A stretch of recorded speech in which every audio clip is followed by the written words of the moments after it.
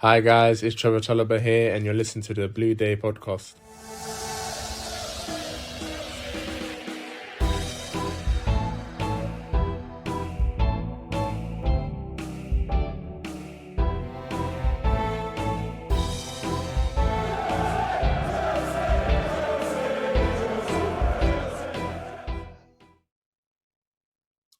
Fellow Chelsea supporters, here at the Blue Day podcast, it is my privilege to welcome our guest this week. He is one of the current members of the Chelsea Amputee team. He is Michael Ishiguzo. Hope I got that name right. Michael, Yeah. how are you, sir? I'm very, very okay, Keith. Thanks for having me on your show today. No, the pleasure's all mine, Michael. It's been sort of nice to sort of speak to you and a couple of the other guys from the Chelsea Amputee team and obviously get your views and thoughts and everything that's been going on sort of since you guys started with the Chelsea Amputee team. So it's been nice to discuss it. I want to start the interview, if I can, Michael, by asking about your earliest memories of watching football and falling in love with the game. Oh, to be honest with you, I can't remember. Because You're not that old. Come on. yeah, it's not about being old. It's about the fact that all my life is being about football. You know, I can't tell you I fell in love with football at a certain time because I know that I grew up playing football and loving it.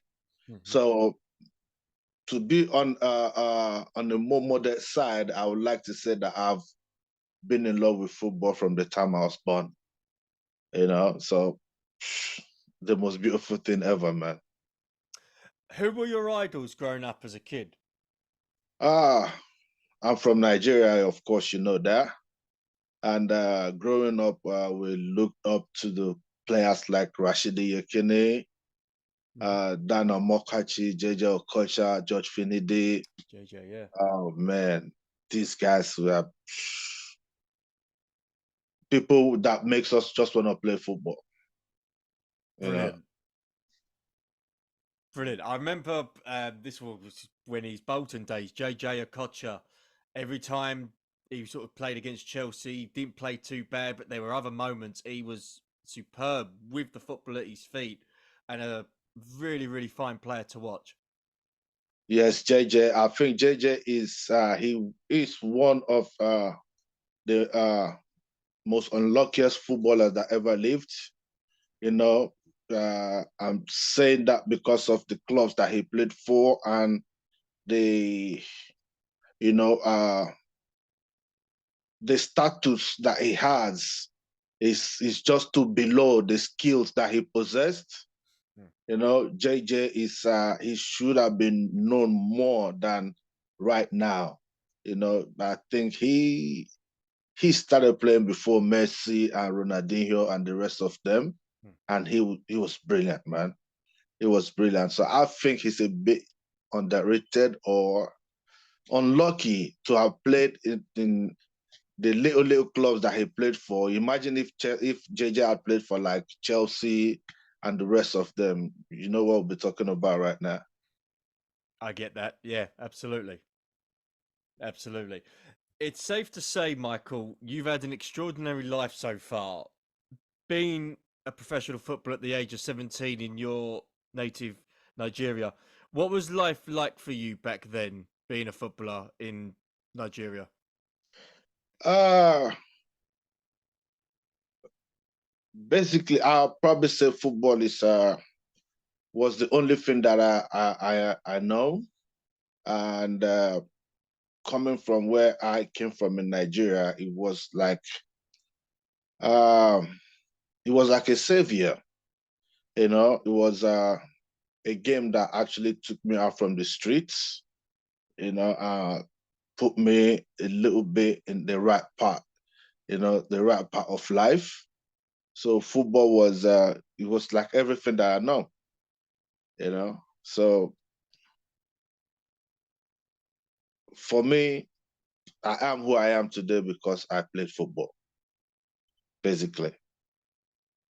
And it was at that time when you was playing out in Nigeria that you picked up a bad injury which unfortunately caused you greater distress sort of further down the line. When you picked up that tackle, because I believe it was in training, wasn't it? Yep. When you had that bad injury, did you feel at that point that the injury wasn't going to be as bad as obviously how it turned out? Did you sort of feel that you might be able to get back from this point, or what was your initial thoughts when you first had this bad injury? To be honest with you, I wasn't thinking at that time. At that point, I couldn't think. I know that I broke my tibia. It was completely broken into two. Like it was not a fracture. The leg completely snapped into two. At that time, I was thinking, what is going on? Do you know what I mean? I was thinking what's going on. And with the poor medical facilities that we had back then, it was uh,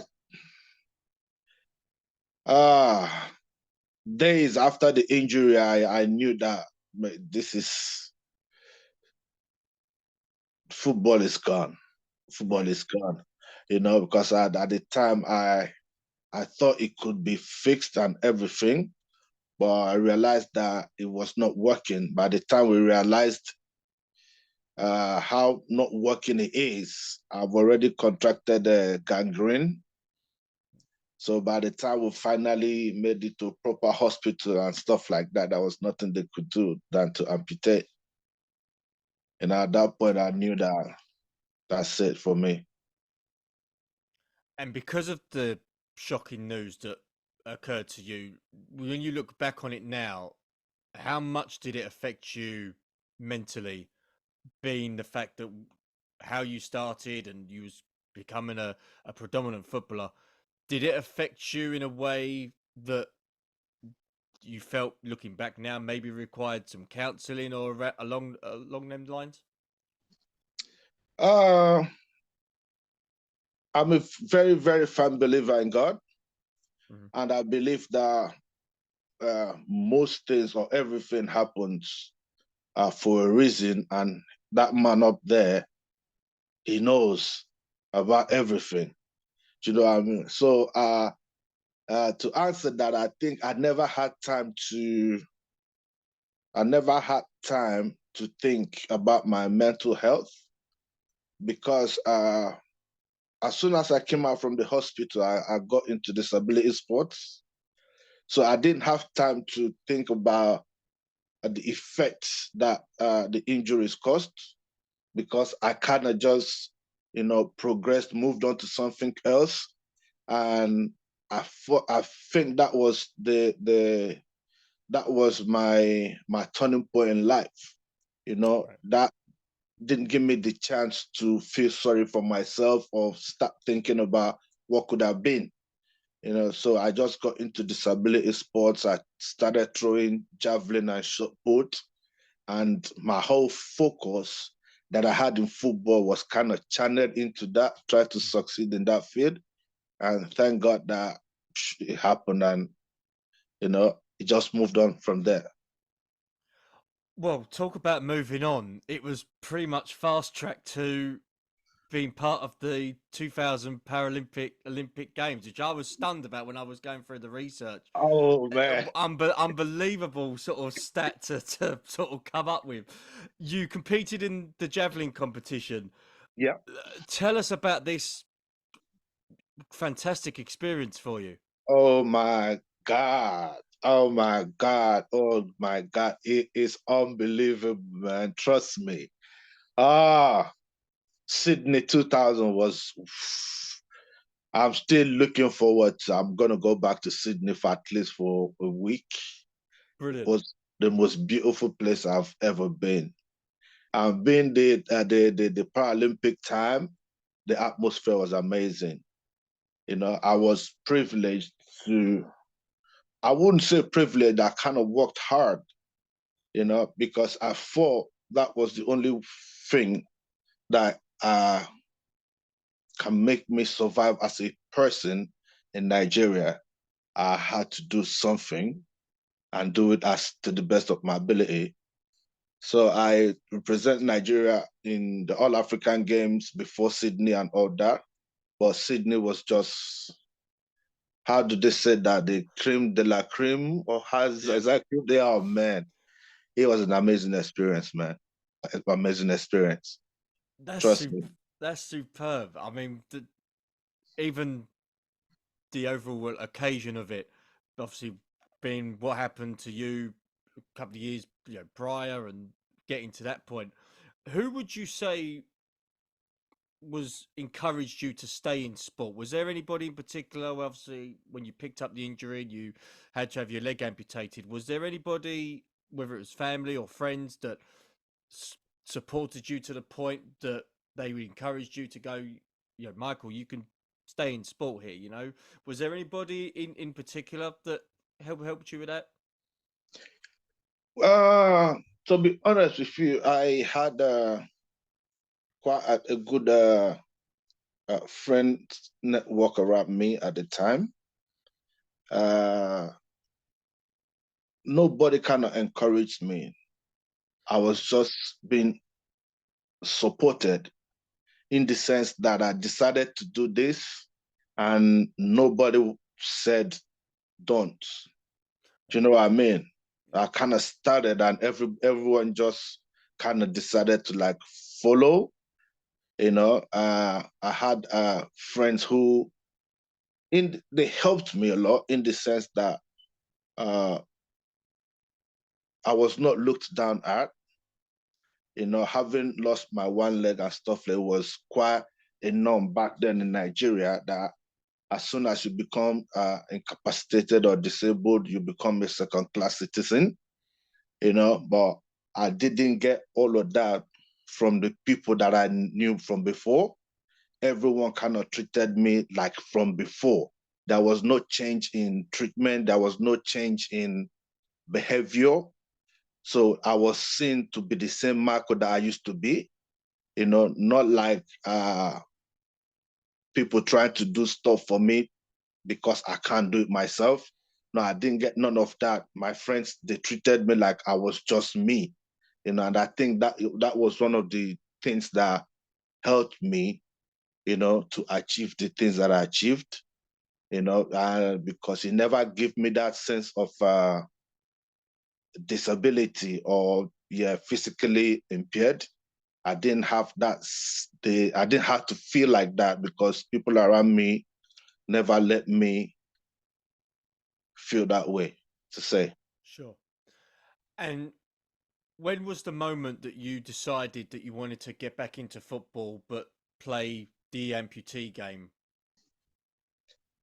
I never stopped playing football. I'd never, not for one day. The only time I didn't play football was the 3 months I was in the hospital. And from the day I came out from the hospital, the next day I was playing football on my crutches with my friends on two legs. So Wow. I never stopped. Wow. I never stopped. The only thing was that in Nigeria back then, we didn't have an organized amputee football league or anything. I was probably the only amputee back then that could actually play football on crutches. So it was just me. So I didn't have a choice. My life, everything I knew was about football. So I was still going to training with my friends, you know. And when I go with them, sometimes I just can't sit down and watch. Sometimes I just jump in with my crutches and they let me. So, and the first time I played on crutches, it was like I never left. So I didn't have to beg for them to let me play the next time because they already knew that, yeah, if you allow him on crutches, he's going to score you. So play him the same way you play a guy on 2 feet. So I never stopped. Brilliant. That's a great story because you then played for Arsenal amputee team, didn't you? Quite a, quite a while ago. When did you decide that this was going to be the bit where you would then become, an amputee footballer? How did that sort of move come for you, and what was the differences that you had to make in your own life to get to that point? Well, when I after the Paralympic Games, I kind of came back to Nigeria because I kind of came to London, England, because it was obvious that that was nothing actually really for me left in Nigeria. So I came to UK in order to pursue my athletics career in javelin and shot put, which I did for a couple of years. I was representing this. I was in the Southern League for Kent Athletics. I was throwing javelin, but I did a couple of competitions here in the UK, in Birmingham and Manchester, and at the Athletics Open Championships and all that. It got to a point that I wasn't really getting what I wanted, in terms of where I see myself. Because of some circumstances surrounding me being in the UK at the time, it was a bit frustrating. I can only compete in competitions that are here in the UK. I can't go out at the time. So I looked at it wasn't really what I wanted because the height I wanted to attain in athletics, that circumstance wouldn't let me. So I came across amputee football way back as 2004 when amputee football was just starting in the UK. Played for a couple of teams like Wimbledon, Southend United, Oxford United. Were just playing until recently when it became a proper well organized league. Started playing for Arsenal. That's about 6-7 years ago, I think. Yeah, before now. Because also it got to the stage where you wasn't just playing amputee football for your club, but you was looking to play it for your country.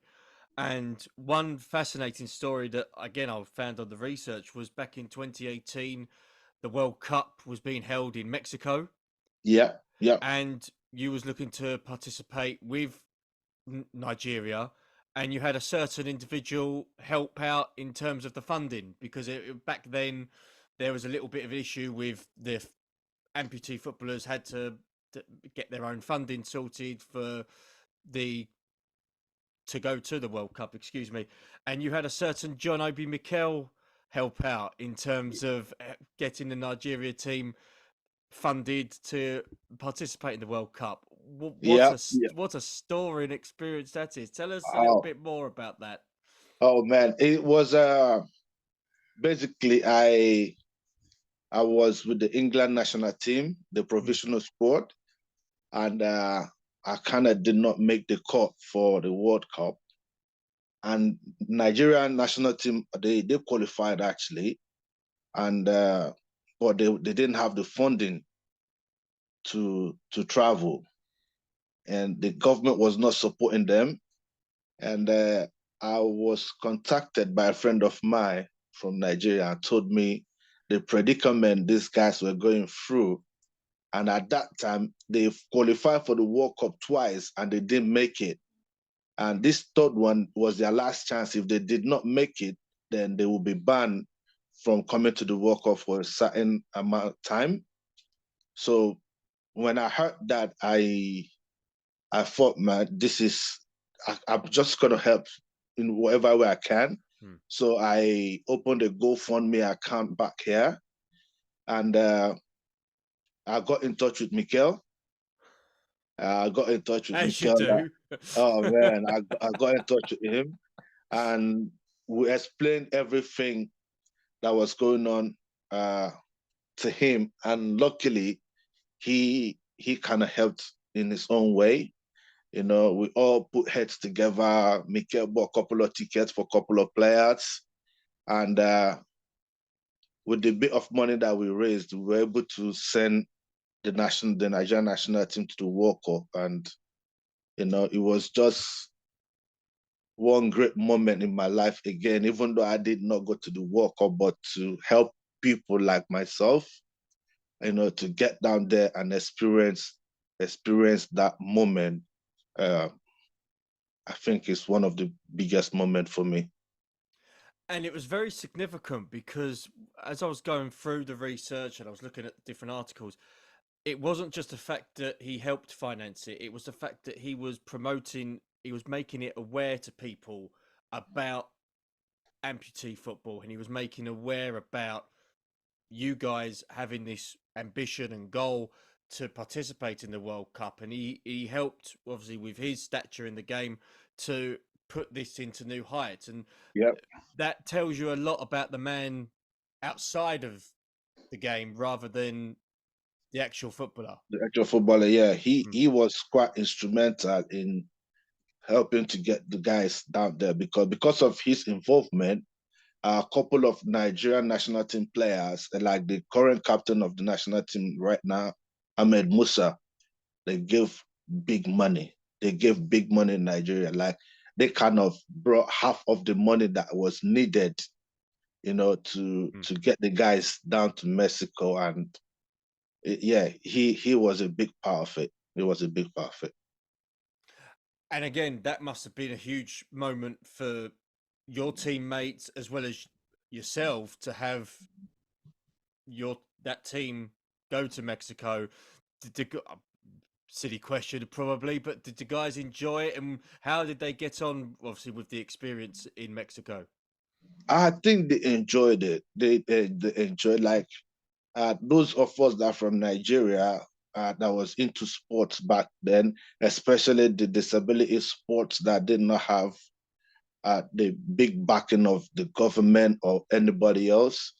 Most of the boys that are into sports, they just want to travel. They just want to see other places apart from Nigeria. Traveling out of the country for the 1 or 2 weeks is a huge thing for them, and traveling not just for sightseeing, but to participate in the World Cup, I think was a turning point for most of the boys that actually went. You know, it was a big thing for them. Yeah. Brilliant. Now, back to domestic matters. During your time at the moment as a amputee footballer, you've been quite successful in terms of trophies. You've won 2 League Cups and the FA Disability Cup. How's that sort of memories for you when you look back on your career so far and you look at those achievements? That must make you immensely proud. Of course, of course. You should know what it is. When you were growing up, we're all looking forward to playing for big teams in Europe, playing for Chelsea and the rest of them. Though the dream was to play with 2 feet, but it's sweeter that the dream did not die. I did not let that dream die. At somehow I got to that place that I wanted to be in terms of my football life. Yeah, the big money is not rolling in, but at least the achievement, the dream of playing for a big club in Europe. Imagine playing for Arsenal and then now playing for Chelsea. It's more than what anyone can ask for.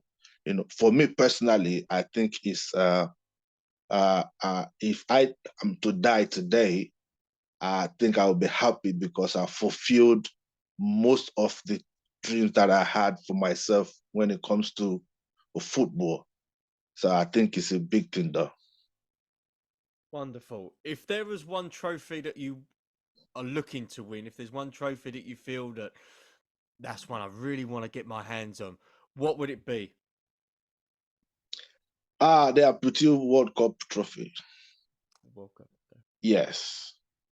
I want to be part of a winning team that will win the World Cup. I don't care, be for England or Nigeria. I just want to be part of a team that will win it. And before I stop playing, I think that will happen. Well, hopefully. In fact, I won't stop playing until it happens. Something tells me you actually won't. So fair play. Hopefully, fingers crossed. You did move to Chelsea recently, and I've spoken to a couple of your teammates about it, and the fact that it was a whirlwind change from the time there was a couple of you guys that were at Peterborough, and then the situation changed, and then the opportunity to play for Chelsea came up. How was this for you in terms of the changes of what you was doing at Peterborough and with Mark and others, and then this fantastic opportunity via the Chelsea Foundation to play for Chelsea. It's been huge for me in the sense that the way I feel right now, it's different from how I felt when it was Peterborough. Because in Peterborough, I never saw myself as a full member of the team because I was on loan to Peterborough because of the league that we had. We had leagues where we had a championship and a premiership, and a player is allowed to play in both if you want to. The premiership is where it's all about the World Cup rules.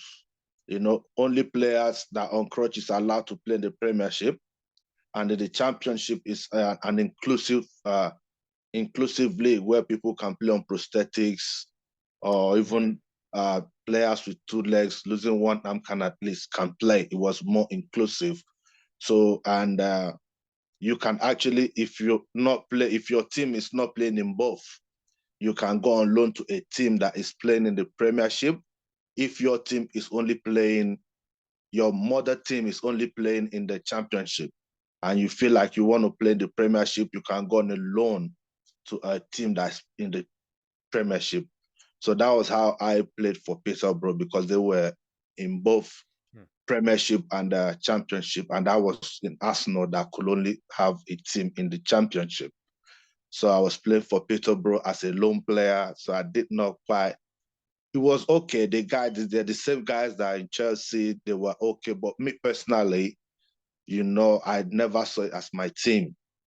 But right now in Chelsea, where everyone started afresh, and basically the only team I'm playing for now, I feel more at home, more relaxed. I feel I can contribute more in terms of what I do on the pitch and what I do off the pitch. So it's been more relaxing and more enjoyable though. And what's it like going to Cobham for training? Not many people can say that. So how's that feel for you? Every time that we have training at Coburn, I feel like a professional. I don't sleep a day before then. I'm thinking about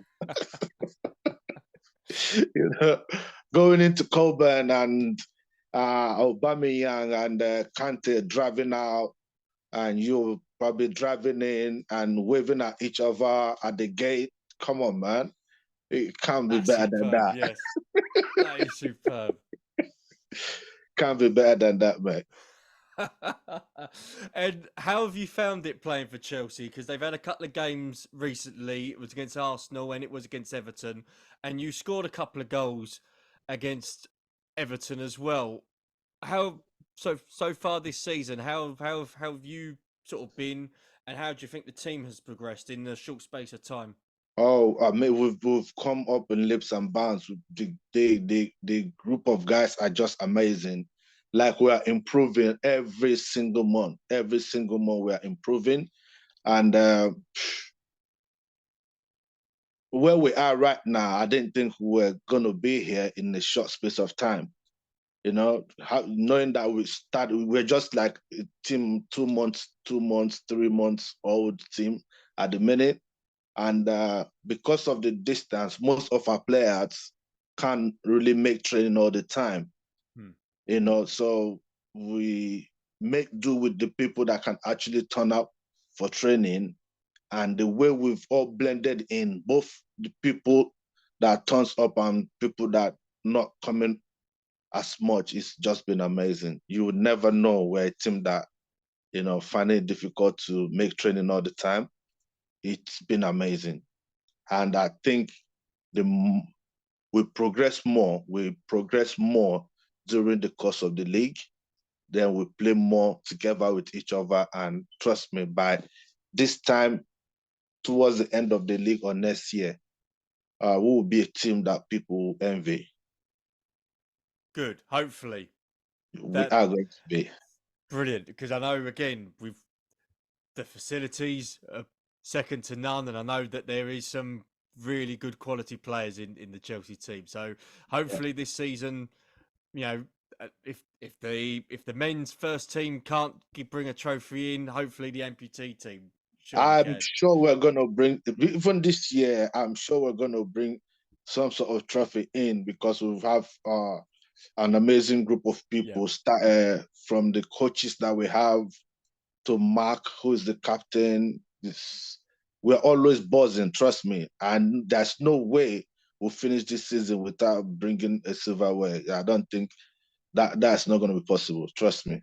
Ah, class. Lovely. So, in terms of upcoming fixtures, do you know when the next fixtures are going to be about? Because obviously they're not on a weekly basis, but could you sort of tell the listeners if there's any that would like to possibly attend, if of any potential dates, or is that something that hasn't been confirmed yet via the league? Uh for what 1 second, I think our next fixture. Um, uh, it's on the 18th. Yeah. Let me be sure. I think they've had a couple of changes with the fixtures at the minute, Right. but I think our next fixture will be.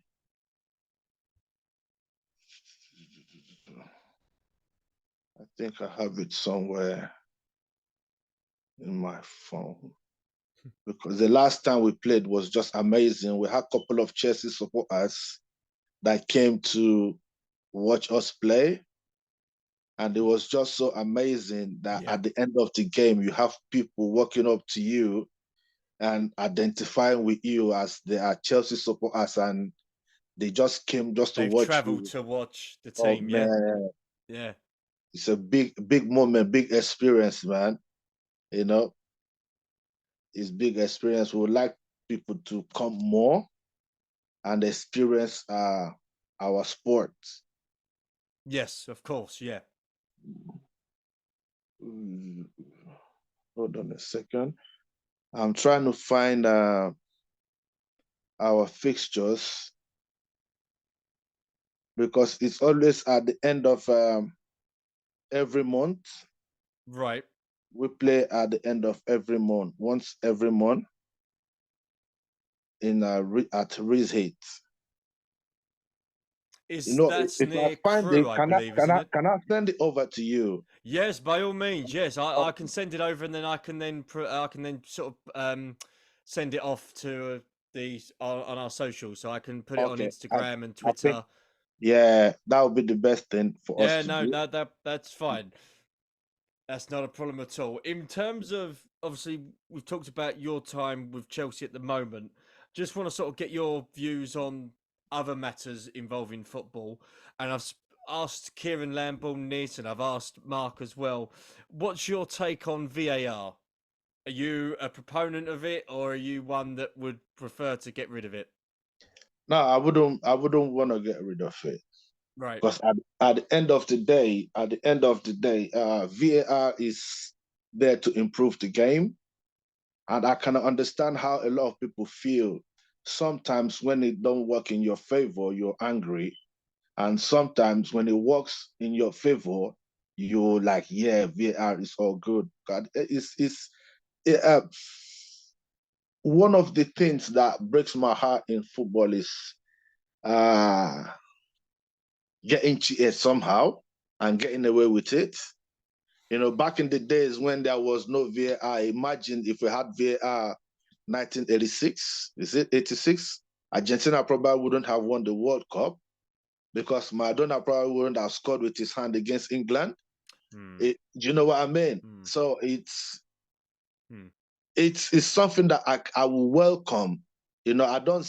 Sometimes, yeah, it's not perfect, but watching that the goals that have been disallowed, the goals that have been given because of VAR, these are things that wouldn't have happened if we didn't have it.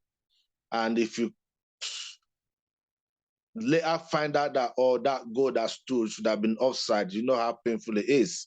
So me, I welcome VAR. I don't see anything wrong with it when it is working perfectly. Okay, interesting point. In terms of the team that Graham Potter's side, Have you watched many of their matches in terms of with like, recent results? Because they have been a little bit iffy. What's been your take on the side managed by Graham Potter? Ooh, it's one of those things that you keep asking yourself, what is happening? Where is this coming from? Why is that happening? Looking at the players that we have in Chelsea first team right now, they're amazing crop of players.